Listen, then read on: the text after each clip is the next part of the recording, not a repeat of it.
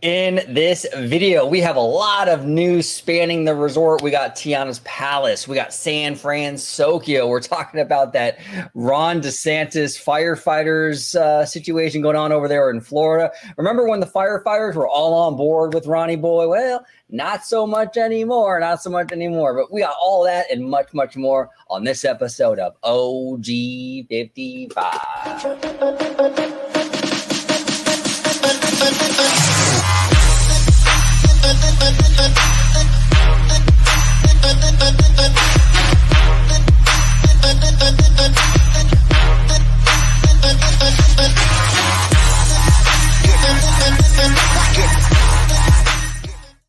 Welcome aboard to another episode of OG 55. I am joined today by the one, the only, my fellow Italian, Mr. Citrus, George in the house. Welcome back, brother.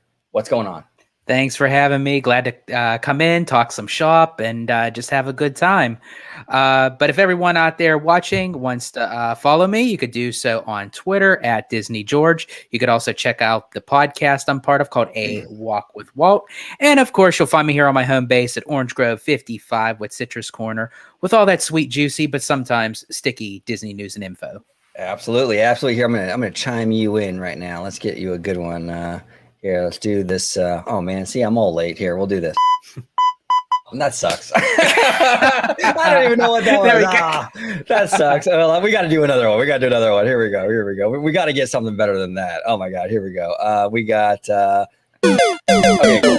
We got Mario. That's cool. There we go. All right. So we are all chimed in, ready to go. We have a lot of stories, so let's start and cover all this stuff today. So San Fransokyo is opening very, very soon at California Adventure. As everybody knows, the Pacific Wharf area is being rethemed to San Fransokyo. And they're doing a modest retheme. It's not the worst thing ever, but honestly, it could be better, I think, than what we're getting. But it's also not, I don't think, as weak as like what we saw with like a Pixar Pier necessarily. I think this is actually a stronger retheme overall. But the big news just the other day was this Ghirardelli chocolate shop got this pretty dope looking sign. There were some pictures on Twitter or X of the sign going down the freeway, and I absolutely love it. This is actually what I think this area needs, is more light up signs, less stuff just painted on walls. But George, what are your thoughts about this Ghirardelli sign? We got Ghirardelli and we got the Japanese underneath. It looks pretty cool.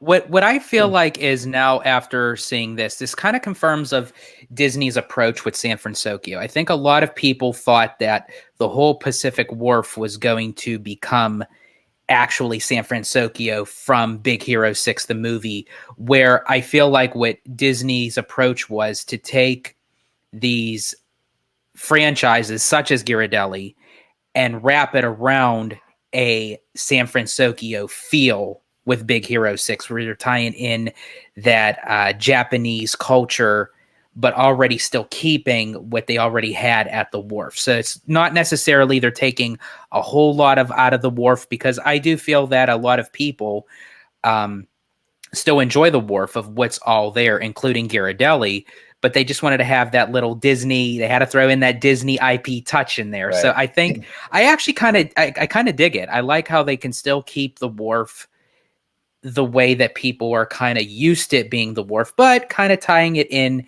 with like a little San Fransokyo bow, so to speak. As far as the Ghirardelli, I dig it. I actually like how they're keeping this big name brand chocolate shop, but they're tying it into the Japanese culture. I actually like it.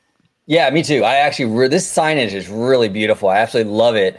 Yeah, I mean, this whole area, I mean, it kind of makes, if you look at the direction of DCA, right? The new direction of DCA, it's been, and I know a lot of fans say, oh, well, they gave up on California. They have not given up on the California theme. They've taken California locations and just sort of used their IP to kind of tell those California stories, so to speak, right? So you'll have instead of Route 66 verbatim, it will be Disney's version of Route 66, which is Cars Land and things like that. So this is actually an extension of that same direction, right? So instead of just doing Northern California, the Bay Area, what they're doing is that they're inserting this IP into it, San Fransokyo. So it's still kind of the Bay Area, but they're just using Big Hero 6 to sort of tell that story. So I think it's consistent with the direction that DCA has been going in for the last few years. I like that a lot. My only criticism is this sign is fantastic, but I think that they are relying a little too much on like signage that's like painted on the buildings. I want to see a lot more. When I think of San Fransokyo, it's very Tokyo inspired, and this land has a lot of the San Francisco element of it, but not a whole lot of the Tokyo. I want to see more neon signage. I want to see like these big neon signs that like animate, similar to the neon astronaut Mickey in Tomorrowland, right? Stuff like that. Maybe like a big noodle bowl with like animated chopsticks, like, all neon and things like that. I think that would really bring this area to life and make it a little more Tokyo as well. I think that's what it's really missing. Just painting Japanese writing on the side of a wall isn't necessarily enough for me. We need more neon. The Ghirardelli sign, awesome start. It just needs a little more. But overall, it's a cute re-theme. It's not the biggest thing in the world, but it's also not the worst thing in the world. Go ahead, George. Do you think that's what Disney's approach was, to still kind of keep it more of that wharf type of feel rather than it be full on Japanese? Maybe. Yeah, maybe. It could be they want to keep a little bit of that wharf flavor still, not too much bright neon signage and all that. That could very well be it. It could be also, this is a modest kind of re-theme. Maybe they don't have the budget necessarily to go in there and do a bunch of neon. I'm sure it's expensive. It could be a lot of different reasons. Yeah, it's possible. Now, the one criticism I will give is with the bridge for a couple reasons. Okay. One, the scale of the bridge itself. I get they already had the bridge there. They kind of had to go what they were working with, but it wasn't actually necessarily the bridge, but it's the poling of it just seems like completely the scale is a bit off. It kind of reminds me like the Ariel animatronic in the Little Mermaid ride at the end when she's in her wedding gown. The body doesn't match the head. I'm sorry. Yeah, that's always bugged me. Her head is so big. She looks like a Bratz doll or something. Yeah, I always say that she kind of like, and even with the face, she kind of remind me of Tiffany from the Chucky franchise. But I digress. But that's what kind of like this reminded me of. I felt like they could have done a little bit something better with the bridge. The other thing that I wish that they would have considered is when I was out there a few weeks ago, and approaching up to where you go to where Cars Land is on your left, and you kind of look forward and you can kind of see the pier in the distance. Well, based off of how this photograph is, the bridge kind of blocks that right. viewpoint until you actually surpass the wharf, and then you get that full on look of the pier. So that's, I mean, it's small little details that it's just like, right. It kind of bugs me, but I kind of wish it didn't create that sight line. We're all about the sight lines here on OG 55, and it just kind of throws it off just a little bit. Yeah, it does. And I think actually Andy Castro on Twitter actually made a fantastic point, which I never considered until he tweeted it. He said that like he wishes that there was a little more aging on the bridge. It's a little too shiny. It looks like a toy. And I think he's absolutely right about that. I do think it's a little too shiny. It takes away from the realism. So I would like to see a little more aging on there. Also, I think that they could have used some forced perspective, right? Yes. Like now we're getting into some nerdy shit, George. Like we're nitpicking the shit out of this. Hey, that's what we do. That's what nerds do, right? But they could have used some forced perspective to give it the appearance of this bridge being a lot bigger than it actually is. Our castle uses that where it's smaller on the top than it is on the bottom. Like, it gets... The window gets smaller and smaller as I go up to make it look like it's taller than it really is. They could have done that similar here with the bridge. I think it would have been more impressive, along with what Andy was saying with the aging. I think you could have done something a little bit better here. So, yeah, this isn't terrible. Like, I'm not like, ooh, cringy. Like, so far, I mean, it's okay. Mm-hmm. It's not as egregious as like the ugly, like, purple dinosaur that they used to have on Route 66. Like, that thing was hideous. I would cringe when I walked by that thing. Like, this is nothing like that. But it's just like, it's like 85% there. Like, it just needs a little bit more, and it's just not there. So I don't know. It's okay. It's okay. Yeah. Yeah. I don't know. We'll see. I think what this does do, though, a lot of fans are asking, like, what's the point of this? What's the point of this? The point of this is the merchandise and the food, right? Because we've been seeing a lot of pictures coming out now of like the various food offerings, little Baymax bao buns, the Baymax bread and all that. Like, that's where the fucking money's at. That's why Disney is doing this. So that once you go into the land, now you can get your specialty boba and your little cute little Baymax bread and your little bao bun and the whole thing. And I know they can technically do that without this new retheme, but I think the retheme sort of, it adds to the selling power, obviously. And honestly, I can smell a sipper and a popcorn bucket on the horizon. Oh, absolutely. All that stuff is coming, everybody. That's exactly why they're doing this. And actually, this is the first time also that this area will be used for more than just a food court. Because from what I understand, we're getting a little meet and greet where you can meet Hero and Baymax. So that's kind of cool. And then we're going to have a little bot store where you can buy like these little bots and stuff. So I like that too. I think that this retheme has brought this area into a much more fleshed out land as opposed to just a food court. I think that's a positive. So we'll see. Look, this is a good start. And I think as the years go on and they kind of add to it and plus it, I think it'll just get better. But there are things here and there that could have been done better out the gate. We'll see. I don't know. It's a cool franchise. I'm glad to see it come to DCA. I'm just glad that the wharf isn't going, period. I think the wharf is a nice little touch to DCA. And I think a lot of people, you either love it or you hate it. And a lot of people are saying, it's taking up more room, just get rid of it and make a whole nother land. But I think, honestly, the wharf works in DCA's favor because it gives a bigger sit-down area for guests to eat. And there gives them like a different variety of food offerings, because in comparison, I feel like DCA has the better food offerings than Disneyland. Just my opinion, but and the wharf helps that. Yeah, absolutely. It does help that. It helps it quite a bit. And there's a really eclectic mix of various cultures at DCA food wise. That I absolutely love. You can get Mexican food there. You can get I think they still have Mediterranean food over there at the Paradise Garden. I don't know. I haven't been back there in a while, but you used to be able to get Mediterranean food, and you can get a lot of Asian food at DCA, and it's pretty cool. I like that variety that they have over at DCA. It's pretty dope, and it goes a little bit beyond like typical theme park fare, which I like. So pretty cool stuff. But we are going to go across the Esplanade to Disneyland for Tiana's Palace. So here we go. First look. This is courtesy of DL News Today. First look, Tiana's Palace interior featuring frogs, lily pads, and more details. So this is kind of like the overheads, I don't know what you want to call it. The seating, here are some of the lighting with the lily pads and the flowers. Firefly 5+ Lou. I mean, it's cute. Like, what are your overall thoughts on this, George? Like, you remember the old restaurant?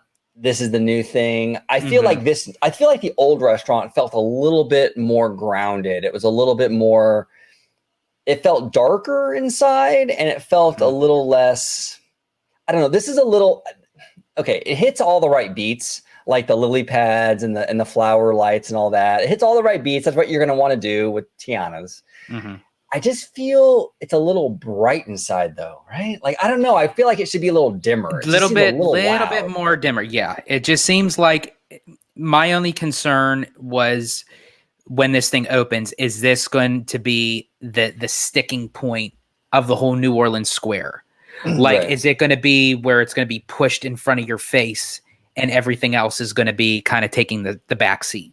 That's my only criticism of it. I do agree with you. I feel like it should just be a little bit more toned down, just a bit, yeah. Not a whole lot, but just enough. However, I do would love to see some life into this place. So I hope, that they just don't do this for the grand opening where they kind of have like the Mardi Gras type of band and what have you, and it's like a celebration, sort of like how they did on the Disney Wonder with Tiana's place restaurant where they have a live band. They have Lewis and Tiana come out singing, playing songs from the movie.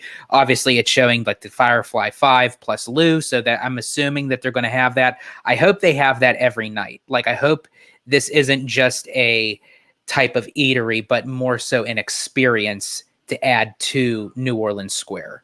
1000%, George. And the reason why I wanted to show this right here, because I thought this was a cool little touch to this restaurant. It says here, among the props inside is the drum of the Firefly 5 plus Lou, a reference to the band from the movie, which is in turn a reference to the Firehouse 5 plus 2, a 1950s jazz band led by Disney animation legend Ward Kimball of the 9 Old Men and other animators of the studio. So yeah, I love that little touch. And I'm a huge Ward Kimball fan. I think he is just obviously isn't he fantastic? He's awesome. Such a genius and so funny, and just I really miss Ward, and I'm really glad that we have this little piece of like a little homage to him and his band. and this goes further beyond just a nod to the film, which is great in itself. But this goes back to a nod of why they used that in the film in the first place, because it goes back to a piece of original Walt Disney history involving one of the 9 Old Men, one of the the Disney legends, Ward Kimball, which I'm a huge fan of. I mean, he spearheaded the dinner scene in Snow White and the Seven Dwarfs, which unfortunately didn't make the cut. However, because of that, Walt gave him the project to create my favorite Disney character of all time, and that is Jiminy Cricket. So just the life and the characteristic that Ward brought to that character, it's, he was not even a great animator, but just a great human being.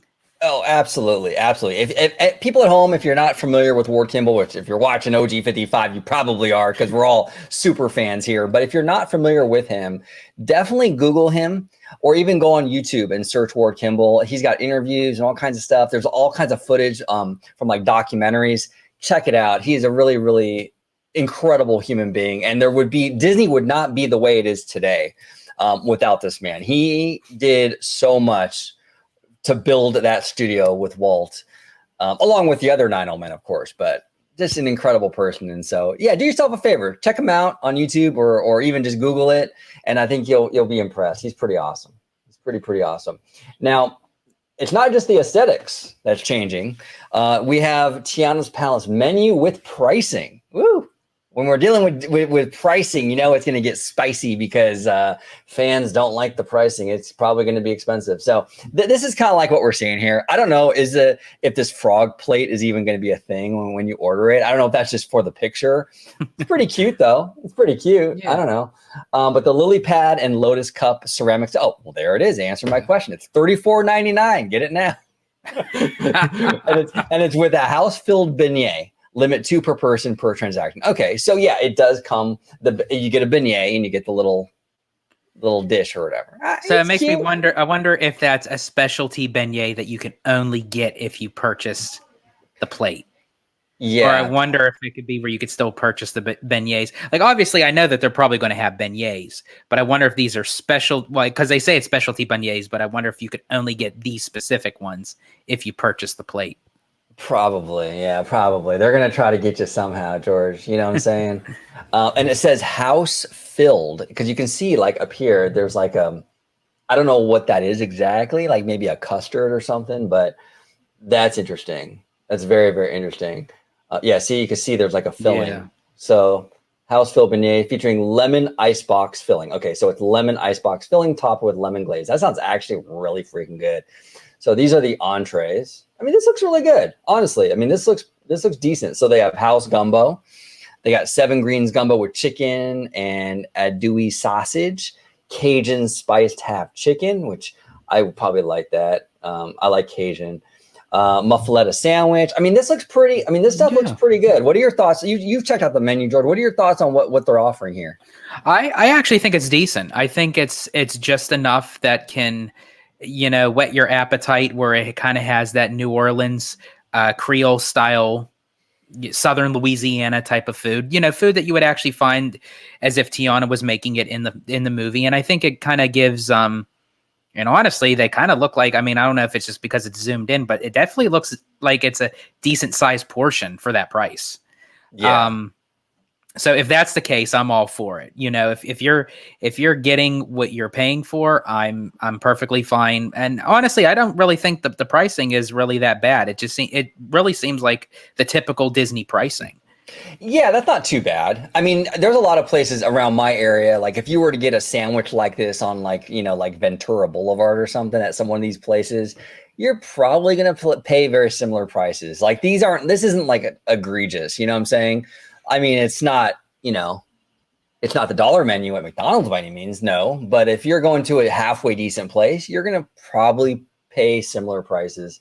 So yeah, overall, it looks pretty good. It looks pretty good. It's going to give the Cafe Orleans a little run for its money. I know you and the three Vash, Sky, myself, we had some, and Mindy. We've had issues with Cafe Orleans recently. The past couple visits now, the service real iffy, except for Oscar. Oscar is the MVP. We love Oscar.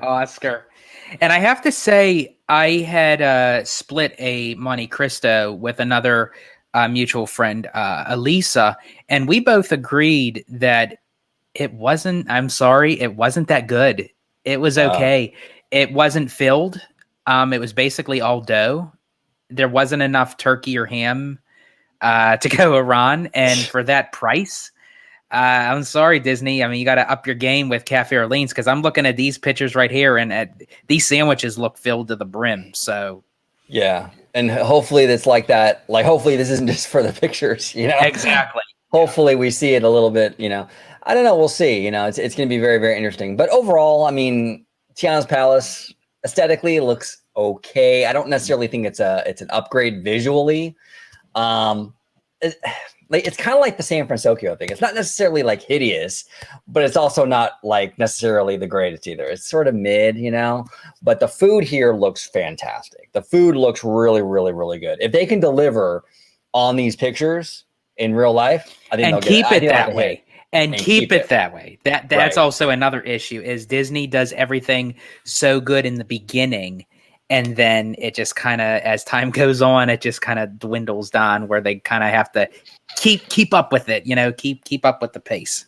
Yeah, no, 100%, 100%. Okay, so now we're going to the Reedy Creek firefighters. Now, I don't know if you guys, if you remember when this whole thing was kind of at its peak, this whole Reedy Creek drama with DeSantis and Disney, the firefighters were all in on this DeSantis takeover of this district. They endorsed it. They were all in, right?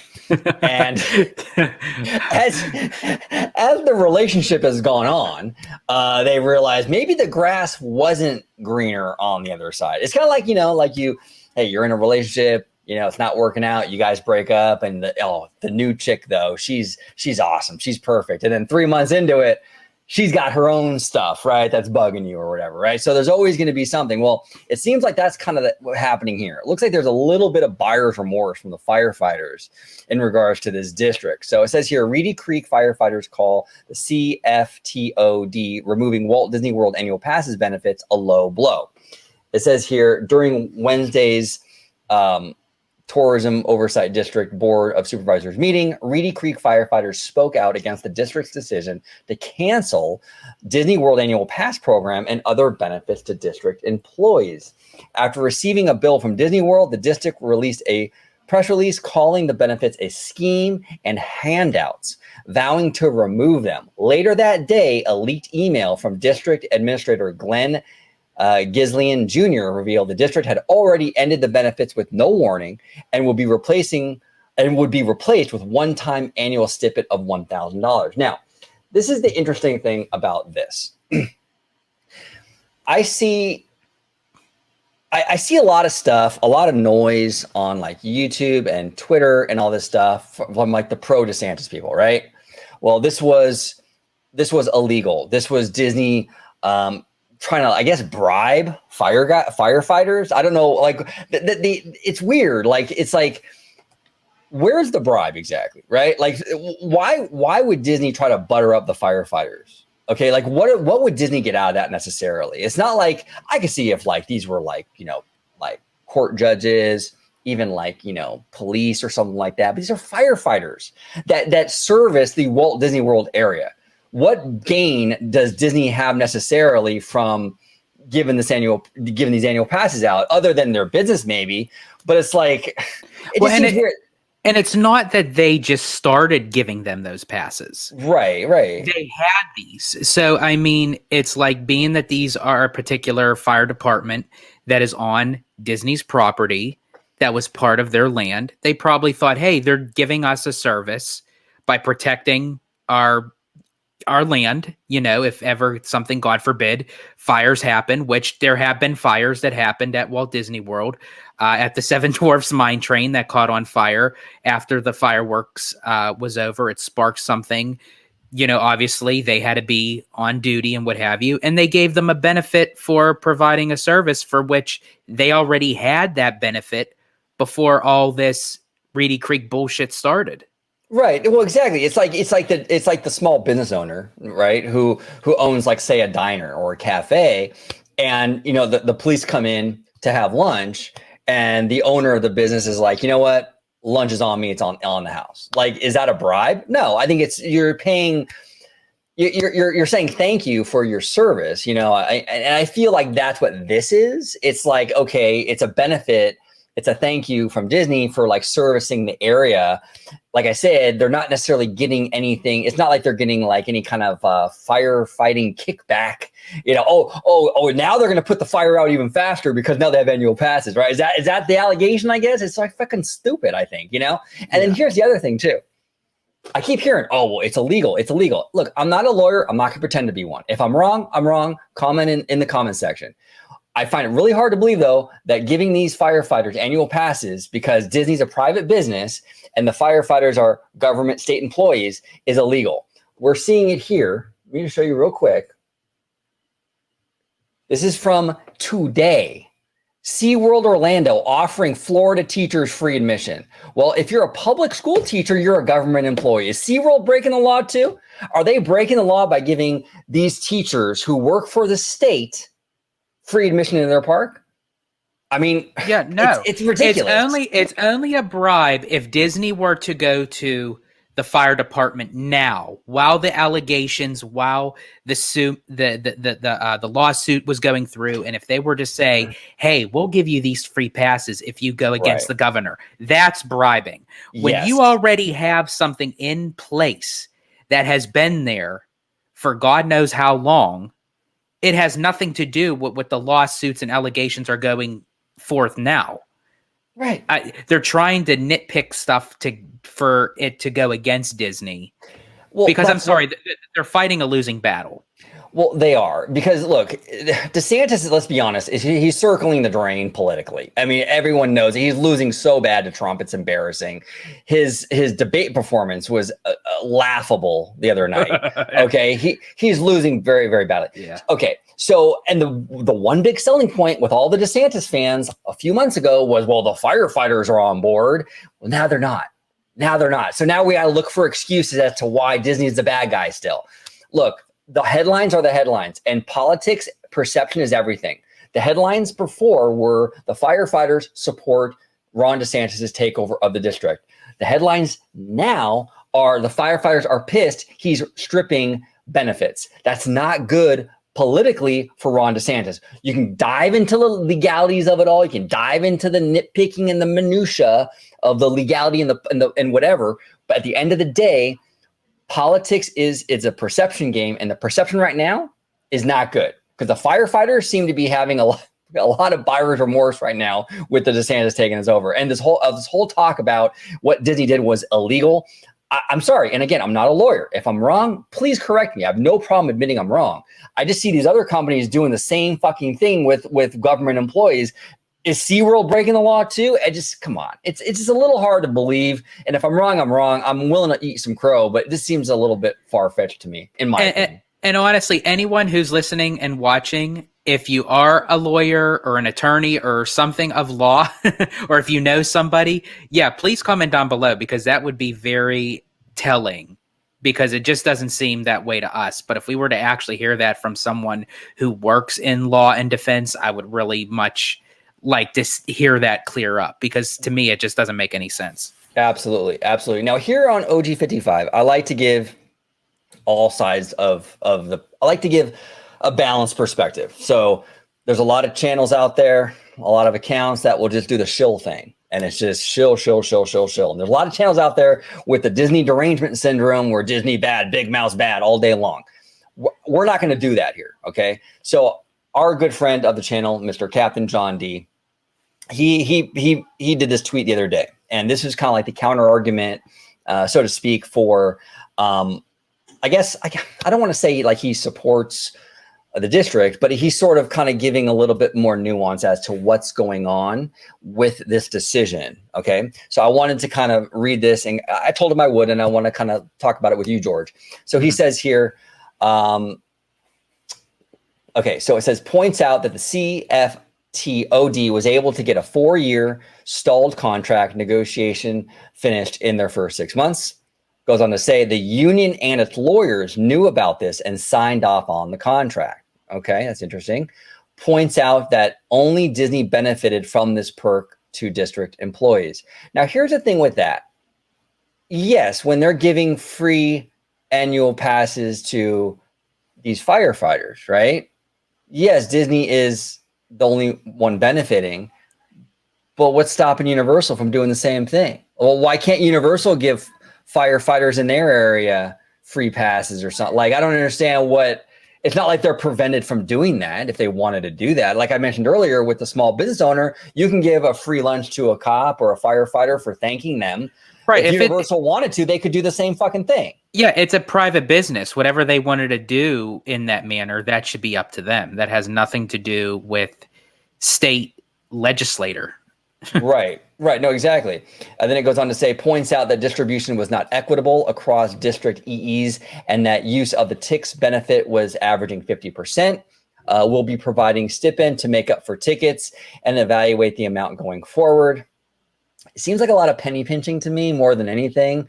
I don't know. We'll see. Then it goes on to say, points out the legality issues surrounding private companies providing free items to government. Okay, that's bullshit. Like we said, SeaWorld's doing it. Look, again, I'm willing to be wrong, but I just see so much of this happening. I find it hard to believe it's illegal. And then the last thing here says retiree benefits will continue to be evaluated and addressed. So you know what that means, right? Will continue to be evaluated, and which means look for more cuts, basically. So yeah.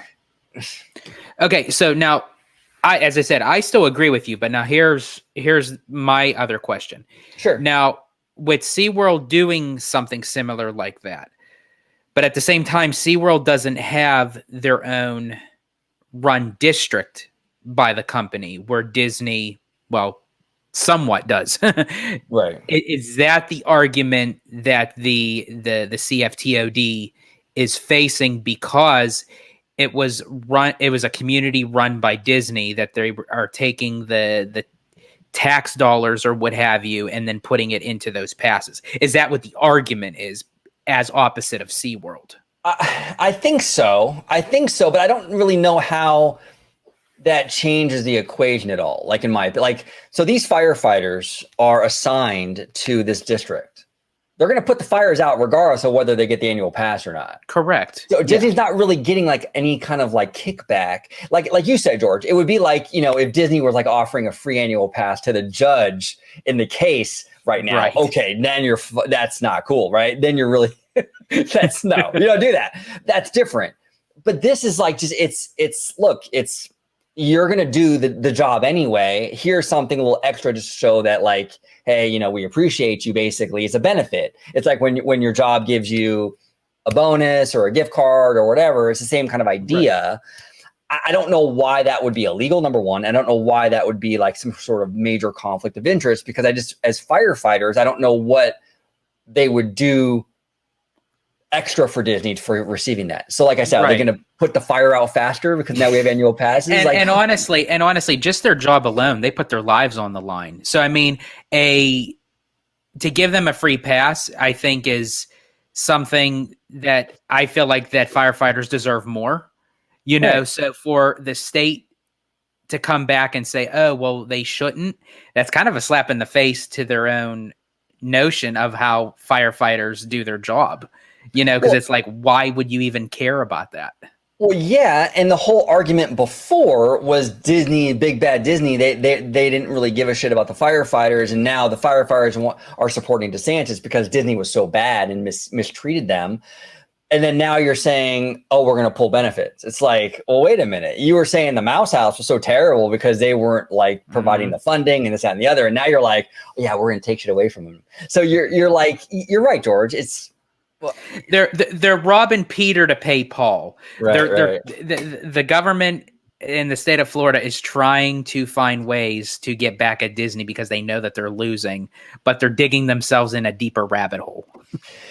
Yeah, it looks like what they're doing here. You're absolutely right. And it looks like what they're doing here is they're just penny pinching. Like all this stuff, even at the very end when it says retiree benefits will continue to be evaluated and addressed. I'm telling you, that is shorthand version of look for more cuts in the future. Yeah. Look for your shit to get cut in the future. That's exactly what that is. I've worked enough corporate jobs to know what that means, okay? I'm telling you right now, this is not the end. This is absolutely not the end of these cuts, and they will penny pinch the hell out of it. Now, I will say this: the reply to John D is kind of funny, actually. This person says here, a lot of talk about equity in a state where DEI goes to die. Sounds like a lot of corporate speak to cover up penny pinching. Well, yeah, I agree with the corporate speak for penny pinching. I just said that. It absolutely does seem like that. And there is a lot of talk about equity where in a state where supposedly woke goes to die. I mean, all this talk about equity, it's like, wait a minute, DeSantis, I thought you were not the equity guy. I thought you were the big, bad, tough, woke is going to die here guy. You know, it's a bunch of bullshit, man. I'm so tired of the Reedy Creek thing. I'm so tired of seeing DeSantis on the news. I don't know. And I really feel like it's definitely putting an impact on Walt Disney World in the sense that I feel like that people that was on top of like everything, you know, with pricing going up and a recession kicking in, but I still feel like the political side still plays a major part in why people are avoiding the state of Florida right now. And unfortunately, because Disney World is there, it's not necessarily that they're waning on Disney World. I feel like they're waning on the state of Florida, which just happens to be Disney World is in. That's my, you know. People are exhausted. And it's so funny because I hear, you know, here's the other thing too, is like the other day, DeSantis said he moved on, right? And I keep hearing from the DeSantis people like, oh, this Disney thing is a winning issue for him. Really? It's a winning issue for him? Is that why he said he moved on? Because if this was really a winning issue for DeSantis, he wouldn't have said he's moving on. Because he'd keep going. He needs any win he can right now, you guys. His polling is in the freaking toilet.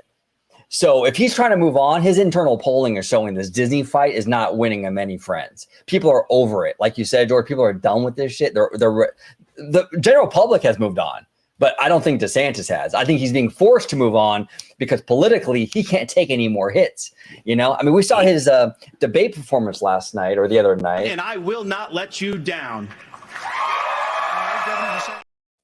I mean, what was that shit, dude? I mean, like, that looked like a smile of desperation. It really did. And it was almost like so sad, but so pathetic to the fact that this man has literally nothing left to give. Literally nothing. He thought that this political stunt with versing the Mouse House was going to boost his numbers and his percentages against Trump moving into 2024. And if anything, it depleted him out of the running. Yeah. No, it did. I mean, look, DeSantis made a lot of moves during the pandemic, which I've applauded on this channel years ago. Yes. I agree. And so is George. George and I have been on many videos years ago, 2 or 3 years ago during the pandemic, going after Newsom. We thought Newsom was a total bonehead during the pandemic. So I hear a lot of people like on Twitter and stuff. One girl in particular was like, "Oh, you're alienating your audience." You know what? I'm going to say my opinion, and if it hurts your feelings that I'm criticizing your favorite politician, I'm sorry. But I was just as vocally critical of Governor Gavin Newsom during the pandemic, and he's a Democrat. DeSantis is a Republican. I really don't give a shit what team, whether it's team blue or team red. If you're being an idiot, I'm going to call you out on it, you know? And that's the thing too. I cannot stand when someone says, well, you were just applauding this particular person for this, but now you're against them for that. Well, yeah, just because you agree with something of a person, that doesn't mean you agree with every single thing that they are dealing with. If you think that they are doing something good, you state it. If you think they're doing something wrong, you call them out on it. And that goes both ways, blue or red. It goes both ways. And you know, people talk about, like, you know, that person on Twitter was talking about like alienating your audience. I have an opinion channel. Like, what we do is we do commentary and we voice our opinions. I'm not here to make sure everyone feels like, look, my point is, when you're on social media saying your opinion, whether it be on Twitter or whether it be on YouTube, you're going to piss some people off. It's inevitable. Okay. And if you're not, you're doing something wrong, because I don't know what's going on. Maybe you're playing the nice guy too much, playing both sides too much, but you're going to make someone mad. Okay. And I don't really care if DeSantis fans are upset because I don't like what he's doing. I really don't care. I'm not going to walk on eggshells so you don't get like triggered, you know? Same with the Newsom people. You know, if you didn't like what I said about Newsom, that's fine. But I'm going to say what I have to say if I really feel that way. I'm going to be honest with my audience. I'm not going to lie and walk on eggshells because, oh, well, you know, my guy is being mocked. Come on. It's ridiculous. It's absolutely ridiculous. And I will say this. Yes, I agree with you, OG. It's, you know, at the time during the shutdown, the pandy, Newsom did things, deplorable things that he should not have done. We called him out on it. We don't agree with it. Same thing with DeSantis. He did something good during the pandy, during the shutdown, but now he's acting like a total jerk with going forward and just not letting this go with Disney. And I have to say, as I said, I'm not really a Newsom fan, but when you look at the numbers right now, Disneyland is pulling in the revenue right now over Walt Disney World, where we're on the verge right now of possibly getting a green-lit exception finally by possibly the city of Anaheim that Disneyland Forward is a go, which is going to make it even all the more better. So who is the governor right now that's giving Disney the hard time right now? Well, it's what have you done for me lately, right? And all I hear from people is like, well, DeSantis let Disney World open during the pandemic. Yes, he did. And you know what? I applauded him for that. But we're talking that was 3 years ago at this point. What has he done lately is the thing now. Like Disney, for example, can say, well, look, in 2012, they had a really successful Avengers movie.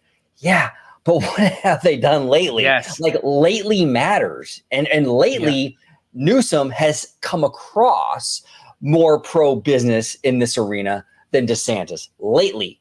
Now, 3 years ago, different story, but that was 3 years ago. You have to understand, like, in politics, that's a lifetime. You can't live in 2020 forever, you guys. And there was $17 billion of capital investment that was supposed to go into Walt Disney World, for which maybe some of it still will. We don't know. You know, we might hear that in the future. But as of right now, they're not investing in it right now due to the fact of because of what this ongoing battle with the state and the governor. Right. And even conservatives don't like DeSantis. I mean, he is losing so bad in this primary. Even conservatives don't like this guy. He is such a fake, phony guy. I mean, look at this. And I will not let you down. With that, I mean, how is smile. that? Yeah, like that is like so fake. And the smile came after the statement, "I will not let you down." Yeah, okay. Like, like we're gonna put our faith, trust, and pixie dust in the hands of this guy that's already fucked up, just being now moving as a governor and then wanting to be the leader of our country.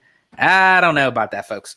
Yeah, exactly. You can disagree with a politician. You don't have to agree with anything they propose or whatever, but this guy is just not a good politician. You know what I'm saying? He's just not. Like, I don't like Newsom, but he's a better politician. He knows how to work the game a lot better than DeSantis does. And I don't agree with Newsom on a whole lot, but he is a better politician. He plays the game better. He's smarter about his maneuvering. This DeSantis guy, man. And I was told in many videos, oh, this guy's a jag. He's a genius. He's Mr. 4D chess, right? Disney should be shaking in their boots. Shaking in their boots? Are you kidding me? This guy can't get out of his own fucking way. It's like, it's crazy. Absolutely crazy. At some point, Disney is still going to come out on top of this. They're going to get through this. No, they will, because the thing is that yes, this will be fought in the courts, but when he loses the political capital, the political cachet, there's going to be less and less of these judges and less of his fellow politicians that aren't going to want to touch it, because he's going to be toxic, basically. Like, no one's going to want to go near him. He's radioactive because he's so unpopular. And so that's going to spill into the legal stuff. Trust me, it will. It absolutely will. And I know a lot of people disagree with me on that. I'm telling you, the more political clout that DeSantis loses, the less and less chances he has in court, because a lot of these people that might go to bat for him if he was popular are not necessarily going to go to bat and maybe rule in his favor, because they don't want to have the fallout land on their desk and cover for an unpopular politician. So I'm calling it now, but we'll see. You know, if I'm wrong, I'm sure people will tell me I'm crazy, and that's fine. If I'm wrong, I'm wrong. Yeah. We'll see. And as a nice segue, if Disney wasn't going through this political battle and lawsuit with DeSantis, we may be getting some of these things right here as the international parks are, which I'm actually very, very excited for. As much as I mean, I know it's at the international parks. I would love to see some of this at the domestic, but you never know. Down the road, we may. Yeah, this is from Tokyo. And speaking of Tokyo, George and I, we're working on stuff, man, right? With Tokyo, we're working on some shit. We're trying to get down there. Maybe for this, we'll see. I don't know. Yeah, me personally, like if we were going to shoot for Tokyo, and this is going to be opening pretty soon, I would personally like to wait for this to be open, because Tokyo is going to be something new for the both of us. Oh. So the whole thing all around is going to be new, but to add this on top of it, oh man, that's going to be like eccentric overload. Dude, I'm telling you, that might be a one-way ticket for me. I might not come back, because I love Japanese culture, number one, but number two, their Disney parks are just absolutely out of control, dude. Look at these pictures right here. This is from the new Fantasy Springs area at Tokyo DisneySea. So you have they're building the ice castle from Frozen, which looks amazing, and it's even just so realistic too. Like with the clouds in the background, this looks beautiful. You got the tower from Tangled, obviously Rapunzel, and look at Neverland.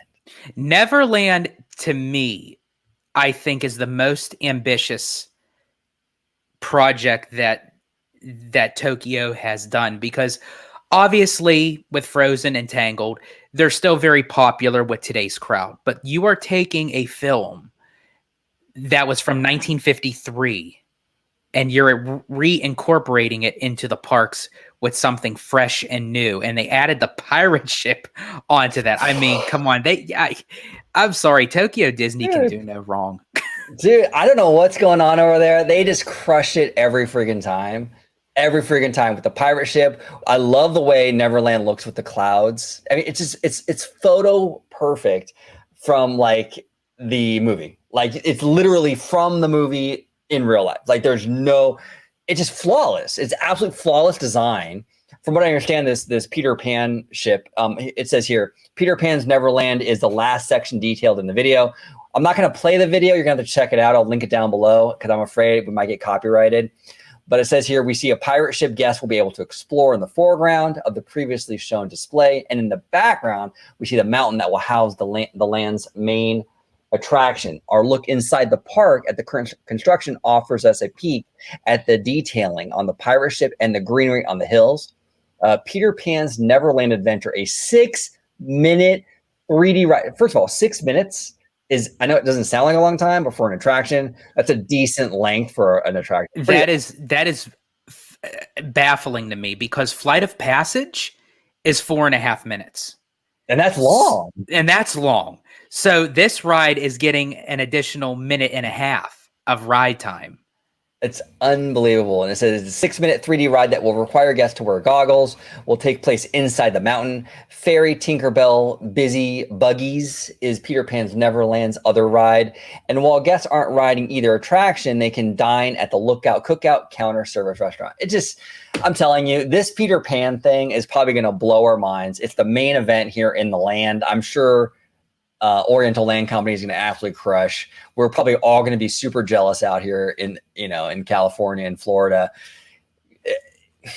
The technology is probably going to blow us away, dude. Just prepare for that. Oh yeah, I can imagine. Now they said that there was going to be 4 attractions. So there's going to be 2 at Neverland, 1 in Tangled, and 1 in Frozen. And I believe that they gave the titles for these attractions. Okay, let's see here. So it says here in Frozen Land, the marquee attraction at Frozen Kingdom will be Anna and Elsa's Frozen Journey, a 6.5-minute water ride. Jesus. My God, dude! Following the story of the first Frozen film, guests will be able to dine at the At Foremost Royal Banquet of Arendelle, and snacks will be available at Oaken's OK Foods. So we have that, and then for Tangled. It says here in Rapunzel's Forest, guests will be able to explore Rapunzel's Best Day Ever on the Rapunzel Lantern Festival water ride. Oh God, that's going to be absolutely incredible. Man. That's going to be probably on par with like the Navi River Journey with the beautiful lights with the water. I think that's going to be a really beautiful experience. They will also be able to dine at the Snuggly Duckling counter service restaurant. That's interesting. Snuggly Duckling. I wonder if they're going to serve alcohol there, because isn't that a bar? It is a bar in the movie, so that I would be very shocked if they are, but it's a quick service, so it's a possibility. I don't know how the custom is out there in Tokyo when it comes to alcohol. Yeah, that's true. Yeah, that's true. I follow a few Japanese accounts, Disney fans. Of course you do. Yeah, I do. I follow a few of them. I actually, a few years ago, I actually fell in love with a lot of these accounts because they go in Japan, they go all out with their cosplay. Like, they do. Oh, yeah, especially right now in Tokyo, leading up to Halloween, it's just incredible with what they do, with their costuming. It's so elaborate. But I've seen some of them like posting pictures like with drinks and stuff, but okay. But again, it could be different though. It could be a little bit more, who would probably know is Showcase, our friend Showcase. Yeah. If Showcase, if you're watching this, comment down below with how the alcohol situation is over there in Tokyo. I'm very, very curious. Which again, so Showcase, we're still going to need your guidance and your help a bit. Cause as I said, Tokyo Disney is run completely different on how to book a vacation. So he is like the master because he's been there so many times. So right. Yeah, we're still going to need his guidance there. His expertise. Yeah, we kind of talked a little bit about it when we met him at Walt Disney World, which by the way, Showcase, I think we've said it before, but we had a blast with you over in Walt Disney World. Yes, absolutely. Man. We really did. Nice guy. Yeah, we had a blast with you. But George, I want to thank you, brother, for coming on, talking some shop with me, all about, we've covered a lot. We covered Tokyo, we covered Disney World, we covered Disneyland, DCA, all of it. Really good time, brother. But if you could let everybody at home know where they can find you on social media, sir. Absolutely. You can find me on Twitter, or also known as X, whatever you want to call it, at Disney George. You can check out the podcast I'm part of called A Walk with Walt. And of course, you'll find me here on my home base at Orange Grove 55 with Citrus Corner, with all that sweet, juicy, but sometimes sticky Disney news and info. And please definitely check out, we're going to be doing a Citrus Corner on the Disney Cruise Line with the unveiling of some info on the newest ship coming out in 2024, the Disney Treasure. There's going to be a sneak peek of that on the Disney Parks website this coming Wednesday, August 30th at 11 a.m. Eastern time. So definitely check that out on the Disney Parks, and then definitely keep an eye out for a video coming from Citrus Corner where we dive into talking about it, of whatever they're going to unveil for that. So definitely keep an eye out for that. Yeah, definitely. I'm really, now that I've been on not one cruise but two, and I love the Disney cruise. Now that I'm like totally invested in it, like I'm really excited about this Disney Treasure announcement. I'm really curious what they're going to do with it. You know? Yeah, me too. Especially because they're dropping some hints that Scott Gustin has been releasing, like with the treasure map, and it's the shape, and it's an island, but it's a treasure map. It's an island, but it's shaped like the cruise ship, and there's different Disney IPs posted all on that. So what could that possibly mean? We'll just have to wait and find out.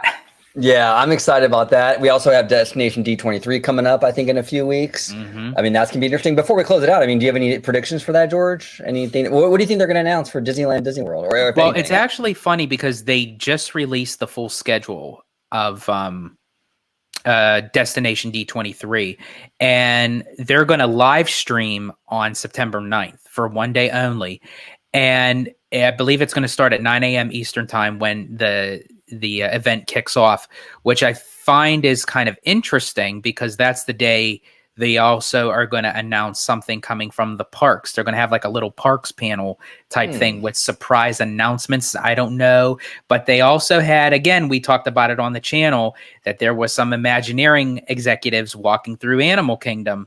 So are we going to get something out of this? I don't know. I think something is going to come along, especially with Universal's Epic Universe coming out. I still feel like Disney has to give us something. Yeah. Even if it's not going to be open ready in time for Epic Universe, but at least put something in the pipeline.